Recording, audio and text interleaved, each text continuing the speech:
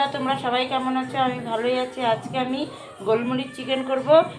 আর চিকেনগুলো আমি ছোট ছোট করে নিয়েছি, একদম ছোট ছোট, এই যে। আর এখানে পেঁয়াজ নিয়েছি, 3টে পেঁয়াজ কেটে নিয়েছি। এবার আমি কড়াইতে তেল দিয়ে পেঁয়াজগুলো একটু লাল লাল করে ভেজে নিই। কড়াইতে তেল দিয়ে দিয়েছি, এবার পেঁয়াজগুলো দিয়ে দেবো।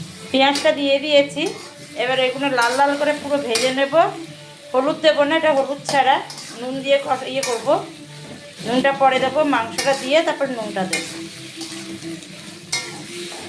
এটা লাল লাল করে ভেজে নিই, তারপর মাংসটা ছেড়ে দেবো। এটা এখন একটু বাদামি বাদামি কালার হয়ে গেছে, পেঁয়াজটাও মিলে গেছে। এবার মাংসগুলো আমি ছেড়ে দেবো। এবার একটু সামান্য একটু নুন দিয়ে তারপরে ঢাকা দিয়ে রাখবো। আর এরকম গোলমরিচের চিকেন কে কে খায় না আমাকে একটু কমেন্ট করে জানাবেন।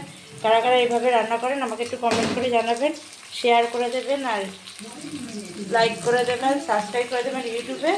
এবার একটু সামান্য একটু নুন দিয়ে দিচ্ছি, সামান্য একটু অল্প করে দেবো, ব্যাস। আর লাস্টে গোলমরিচ দিয়ে নামিয়ে নেবো। এবার একটু ঢাকা দিলে জলটা বেরিয়ে এসে সিদ্ধ হয়ে যাবে।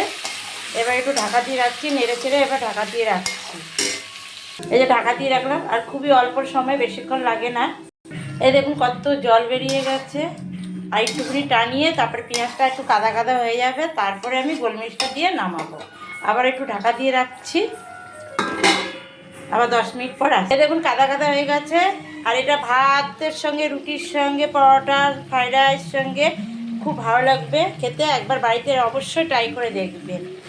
এবার আমি গোলমরিচটা দিচ্ছি, একটু ঝাল ঝাল, যে যেরকম ঝালটা খাবেন সেরকম দেবেন।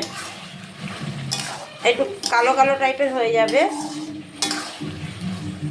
এই দেখুন একদম এটা তেল তেল বেরিয়ে যাবে একদম।